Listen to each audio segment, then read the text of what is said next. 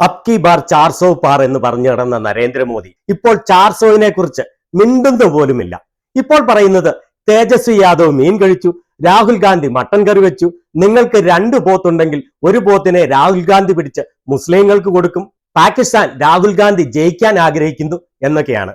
ഇങ്ങനെ ഒരു വെളിവും വെള്ളിയാഴ്ചയും ഇല്ലാതെ എല്ലാ തെരഞ്ഞെടുപ്പ് പെരുമാറ്റച്ചട്ടങ്ങളും ലംഘിച്ചുകൊണ്ട് വായിൽ വരുന്ന വിഡിത്തം വിളിച്ചു പറയാനുള്ള കാരണം എന്താണ്? ആദ്യ 2 ഘട്ടത്തിലെ ഇലക്ഷൻ കഴിഞ്ഞപ്പോൾ നോർത്ത് ഇന്ത്യയിൽ നിന്നും വരുന്ന റിപ്പോർട്ടുകൾ ബി.ജെ.പിക്ക് ഒട്ടും ആശാവഹമല്ല. അതിന്റെ പ്രതികരണങ്ങളാണ് മോദി നടത്തുന്ന ഈ ജൽപ്പനങ്ങളൊക്കെ. ബി.ജെ.പിയെ ഞെട്ടിപ്പിക്കുന്ന കോൺഗ്രസിന് വളരെ ആശ്വാസകരമായ ഗ്രൗണ്ട് റിപ്പോർട്ടുകളാണ് രാജസ്ഥാനിൽ നിന്ന് പുറത്തു വരുന്നത്. 2014ലും 2019ലും രാജസ്ഥാനിലെ 25 സീറ്റുകളും ബി.ജെ.പിയാണ് നേടിയത്. രാജസ്ഥാനിലെ ഇലക്ഷന്റെ 3 വ്യത്യസ്ത റിപ്പോർട്ടുകൾ നമുക്ക് പരിശോധിക്കാം. ആദ്യത്തേത് പ്രമുഖ പത്രപ്രവർത്തകൻ വിജയ് വിദ്രോഹി ന്യൂസ് 24മായി നടത്തിയ ചർച്ചയിൽ നിന്നുള്ള റിപ്പോർട്ടാണ്. അദ്ദേഹത്തിന് കിട്ടിയ വിവരമനുസരിച്ച് ആദ്യഘട്ടത്തിൽ ഇലക്ഷൻ നടന്ന 12ൽ 8 സീറ്റിൽ ബി.ജെ.പി പരാജയം മണക്കുന്നു എന്നാണ് പറഞ്ഞത്. അതുപോലെ 2ാം ഘട്ടത്തിലെ 13 സീറ്റുകളിൽ 4 സീറ്റുകളിലും ബി.ജെ.പി പിന്നിലാണ് എന്നാണ് അദ്ദേഹത്തിന് ലഭിച്ച റിപ്പോർട്ടുകൾ പ്രകാരം പറയുന്നത്. ആദ്യഘട്ടത്തിൽ ബി.ജെ.പി തോൽക്കാൻ സാധ്യതയുള്ള സീറ്റുകൾ ഇവയൊക്കെയാണ്: ചുരു, ജിഞ്ചനു, സീക്കർ, നാഗോർ, ദൗസ, കരോളി ധോൽപൂർ, ഭരത്പൂർ എന്നിവ. 2ാം ഘട്ടത്തിലെ 4 സീറ്റുകൾ ബാഡ്മേർ, ബാൻസ്വാഡ, ടോങ്, സ്പീക്കർ ഓം ബിർള മത്സരിക്കുന്ന കോട്ട എന്നിവ.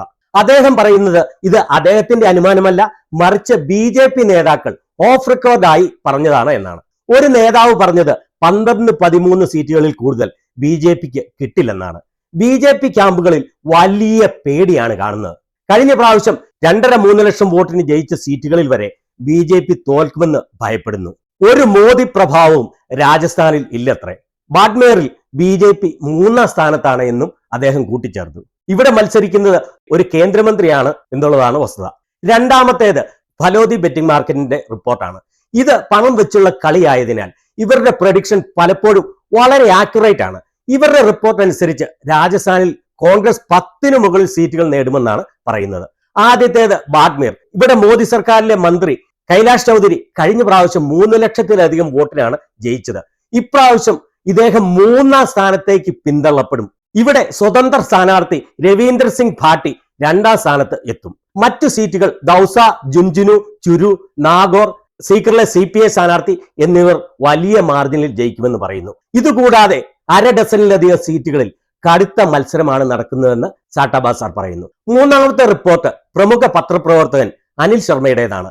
4PM ചാനലിന്റെ സഞ്ജയ് ശർമ്മയുമായിട്ടുള്ള അഭിമുഖത്തിൽ അദ്ദേഹം പറഞ്ഞത് 2ാം ഘട്ടത്തിൽ തിരഞ്ഞെടുപ്പ് നടന്ന 13ൽ 6 സീറ്റുകൾ ദൗസ, മോദി സർക്കാരിലെ മന്ത്രി ഗജേന്ദ്ര സിംഗ് ഷെഖാവത്ത് മത്സരിക്കുന്ന കരോളി ധോൽപൂർ, മന്ത്രി കൈലാഷ് ചൗധരി മത്സരിക്കുന്ന ബാഡ്മേർ, അവിടെ അദ്ദേഹം മത്സരത്തിലേ ഇല്ല, അശോക് ഗെഹ്ലോട്ടിന്റെ മകൻ വൈഭവ് മത്സരിക്കുന്ന ജാലോർ, ബാൻസ്വാഡ, സ്പീക്കർ ഓം ബിർളയുടെ കോട്ട എന്നിവിടങ്ങളിൽ ബി.ജെ.പി പരാജയപ്പെടാൻ സാധ്യതയുണ്ടെന്നാണ് പറയുന്നത്. ആദ്യഘട്ടം തിരഞ്ഞെടുപ്പ് നടന്ന 12ൽ 8 സീറ്റുകളിൽ ബി.ജെ.പി പരാജയപ്പെടാൻ സാധ്യതയാണ് ഉള്ളത്. അങ്ങനെ 12 മുതൽ 15 വരെ സീറ്റുകളിൽ ബി.ജെ.പി പരാജയപ്പെടാനുള്ള സാധ്യതയാണ് ഉള്ളതെന്ന് അദ്ദേഹം പറയുന്നു. അതുപോലെ 4PM ചാനലിന്റെ എഡിറ്റർ സഞ്ജയ് ശർമ്മ പറഞ്ഞത് രാജസ്ഥാനിൽ നിന്നുള്ള ഒരു IPS ഓഫീസർ അദ്ദേഹത്തോട് ഫോണിൽ വിളിച്ചു പറഞ്ഞത് ഇവിടെ കോൺഗ്രസ് ബി.ജെ.പിയേക്കാൾ കൂടുതൽ സീറ്റുകൾ നേടുമെന്നാണ്.